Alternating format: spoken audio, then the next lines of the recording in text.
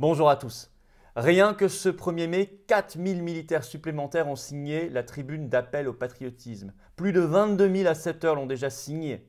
C'est ce qu'on appelle un effet boule de neige, une mécanique incroyable qui se met en place. On va y revenir avec les tout derniers développements très concrets dans cette vidéo.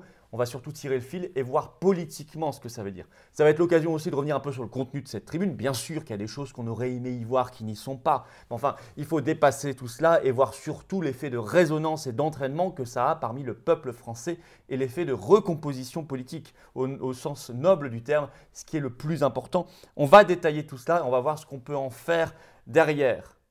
C'est quelque chose de très important ce qui se passe ici et de très inquiétant pour l'oligarchie et le gouvernement Macron. On va donc développer cela parce qu'il y a des nouveautés très concrètes. La résistance, justement, nous y étions ce 1er mai, notamment partout en France grâce aux Patriotes, mais pour notre événement national, notre plus grand défilé de France à Paris. Et alors là, c'était tout bonnement extraordinaire. Je vous montrerai les vidéos évidemment dans la semaine qui vient, mais vous allez voir que ce n'est pas exagéré. On était jusqu'à 10 000 personnes dans le cortège. 10 000. 10 000 à crier liberté, à crier résistance, à crier d'ailleurs notre soutien aux militaires et aux généraux. C'était tout bonnement phénoménal. Phénoménal. Et nous remettons cela pour un grand rassemblement le dimanche 9 mai. C'est la fête de l'Union européenne, la fête de l'Europe. Nous, on fera la fête de la France, justement. Et la fête de la liberté aussi face aux covidistes. Voilà. Et partout en France, voilà, je vous donnerai des informations. Réservez déjà votre dimanche 9 mai, notamment à Paris, 15 h, place Pierre Laroque.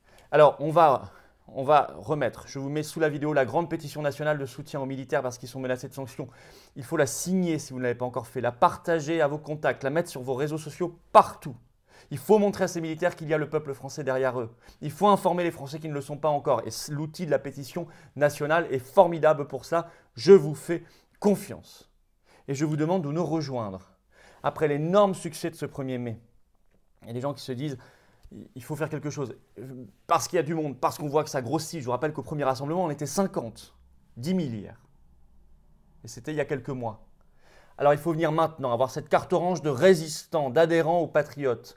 Le lien pour adhérer, réadhérer ou faire un don de soutien à toutes nos actions et ce sera le bienvenu se trouve sous la vidéo en description et c'est largement défiscalisé aux 2/3 pour vous. Le lien pour adhérer aux patriotes est également en commentaire épinglé et en fin de vidéo, vous pourrez cliquer directement là ou là sur l'écran pour nous rejoindre. Restez pas seuls, c'est pas faire de la politique, c'est se battre pour la liberté, des belles valeurs humaines pour la France, les générations qui viennent. Vous êtes en tout cas très sincèrement les bienvenus d'avance aux patriotes. Et un énorme bravo du fond du cœur à ceux qui font un don de soutien à toutes nos actions. Alors qu'est-ce qui se passe du côté de la tribune des militaires? C'est extraordinaire. À tel point que le chef d'état-major des armées, le général François Lecointre, a dû prendre la plume dans une interview aux Parisiens ce 29 avril pour menacer évidemment les militaires signataires, qu'ils soient retraités ou d'actifs. On va y revenir. Pourtant, le général Lecointre, l'actuel chef d'état-major des armées, est bien mal placé. Il faut quand même rappeler les conditions de sa nomination.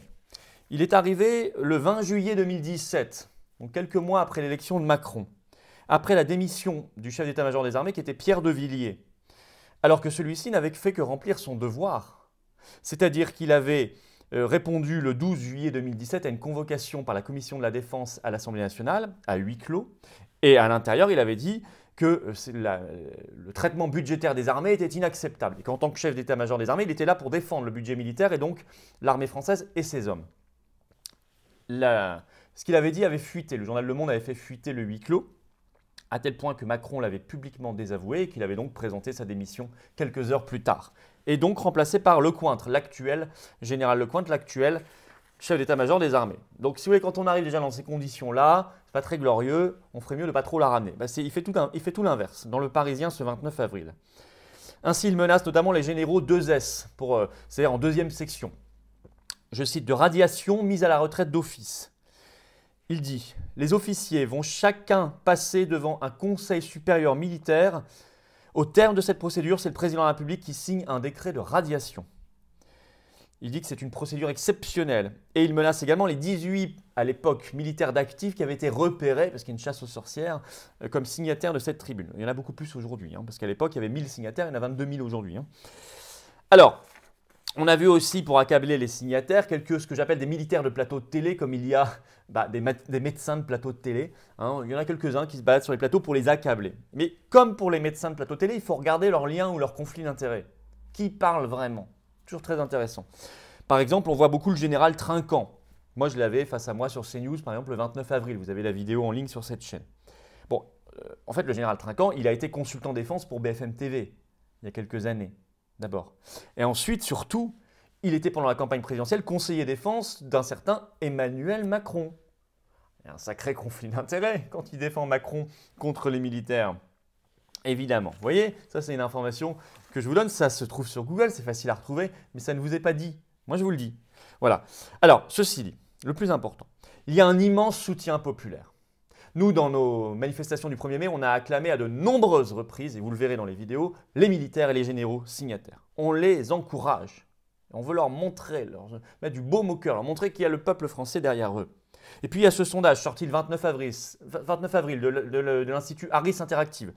58% des Français soutiennent la tribune dans le fond comme dans la forme. Près de 6 sur 10. Les 2/3 des Français refusent toute idée de sanction aussi bien contre les militaires d'actifs que contre les retraités. Et puis, il y a cette accélération des signatures. Plus de 22 100 signatures ce 2 mai matin. Et ça ne cesse d'augmenter. Plus de 4 100 signatures supplémentaires en une seule journée. C'est-à-dire le 1er mai. C'est vraiment une accélération exponentielle, c'est incroyable. Il y avait 1000 signataires quand elle a été publiée par Valeurs Actuelles le 21 avril. Ce 2 mai matin, 22 100, 22 fois plus déjà. Militaires qui ont signé. Retraités ou d'actifs. Essentiellement des retraités, bien sûr. Mais il faut aussi voir cette lettre du général Picmal, adressée, publiée, lettre publique, le 30 avril. Il fut, je le rappelle, ancien commandant de la Légion étrangère, notamment le général Picmal. Et il écrit au chef d'état-major des armées Lecointre. Je le cite, elle n'est pas piquée d'un ton, vous allez voir ça, mais c'est très intéressant. Votre premier devoir est de défendre et soutenir les militaires d'actifs ou retraités. Manifestement, vous préférez la chasse aux sorcières, écrit Picmal. Il ajoute, il est bien loin le temps des Juin, des Delattre, des Leclerc, Bijard, adorés de leurs hommes, et parlant d'égal à égal avec le pouvoir politique. Il ajoute, il cite le cardinal Mercier, cette citation, « Quand la prudence est partout, le courage n'est nulle part ». Ça pourrait être une belle devise. Il parle, je ne vous dis pas toute la lettre, vous la trouvez facilement, mais il parle dans cette lettre concernant Lecointre de soumission. Il dit que c'est lamentable, je le cite. Il parle de carriérisme consternant. Il ajoute discipline intellectuelle servile et sans faille. Bref, il a trempé sa plume dans l'acide, mais il a raison. Il a raison parce qu'il ne faut pas faire de cadeau à ce qui se passe en ce moment. On n'attaque pas les serviteurs de la France. On n'attaque pas des gens parce qu'ils font un appel au patriotisme et parce qu'ils sont des lanceurs d'alerte. On doit attaquer ceux qui sont les fossoyeurs de la France. Macron, l'oligarchie, européiste, mondialiste, covidiste et ceux qui l'ont précédé évidemment. Ou ces ministres-là qui se sont permis d'insulter les militaires. Alors bien sûr que sur le fond, l'appel des militaires, si vous l'avez lu, il n'est pas parfait, il est incomplet notamment, il manque la question cruciale de la souveraineté. Et voilà, mais je vais y revenir juste après. Même si je note, ce qui n'a pas été assez fait, que dans ce texte se trouve explicitement un soutien sans faille aux Gilets jaunes. Ce qui n'était pas forcément évident, attendu, mais c'est écrit dans le texte. Et c'est vrai que la question de notre appartenance à l'OTAN, l'Union européenne, l'euro, la CEDH, Schengen, etc., catastrophe, et c'est central. Je pense, pour avoir discuté en privé avec beaucoup des militaires qui ont signé, qu'en fait, ils le savent très bien. Ce sera peut-être l'objet d'une prochaine lettre. Ce qui compte en réalité, maintenant, suite à cette lettre, c'est sa résonance, son effet d'entraînement parmi le peuple français. Il rappelle que le pouvoir est complètement discrédité. Dans le même sondage Harris Interactive publié le 29 avril, il y a une question qui est incroyable. 49% des Français, on apprend par ce sondage, sont d'accord avec l'idée que l'armée devrait intervenir même sans en avoir l'ordre. Un Français sur deux. Qu'est-ce que ça veut dire? Ça veut d'abord dire, en effet miroir, qu'il y a un discrédit général du pouvoir politique, politicien. C'est l'effet, ça direct du fait que le pouvoir n'a plus la souveraineté. Réfléchissez-y.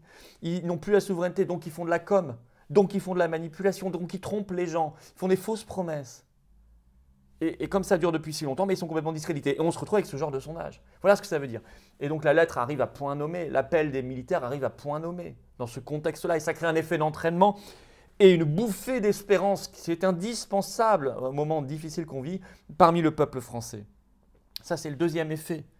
C'est aussi, troisième effet, le signe que le patriotisme est une notion vivante. Une notion vivante.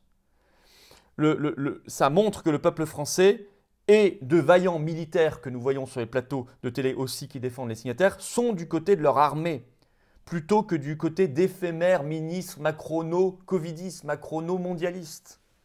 Ça aussi, c'est extrêmement important pour bâtir l'avenir. Alors j'en appelle évidemment aux militaires, n'ayez pas peur. Signez, signez, signez, n'ayez pas peur. 22 100 plus 4 000 en une journée, continuez, continuez. Et toute cette affaire, c'est une affaire de courage, que militaire ou pas, nous devons avoir. Je vous rappelle cette citation du cardinal Mercier, quand la prudence est partout, le courage n'est nulle part. Ayons du courage. Ayons du courage. Signez, relayez cette pétition de soutien aux militaires. Elle a un effet politique explosif. Pétition de soutien militaire se trouve sous la vidéo en description. Vous la signez, vous la partagez partout. La plus grande pétition nationale de soutien aux militaires. Et puis rejoignez-nous. C'est un moyen de rejoindre le combat, la résistance, la liberté, l'amour de la France, le patriotisme. Cette carte orange d'adhérents aux patriotes. Le lien pour adhérer, réadhérer ou faire un don de soutien à toutes nos actions se trouve sous la vidéo en lien en description et ceci est largement défiscalisé pour vous. Le lien pour adhérer et réadhérer est également en commentaire épinglé et ici, là, en cliquant directement maintenant sur l'écran. Vous êtes les bienvenus, je vous l'ai déjà dit, parce que c'est la vérité et vous le verrez. Et bravo à ceux qui font un don de soutien à toutes nos actions. Vive la France!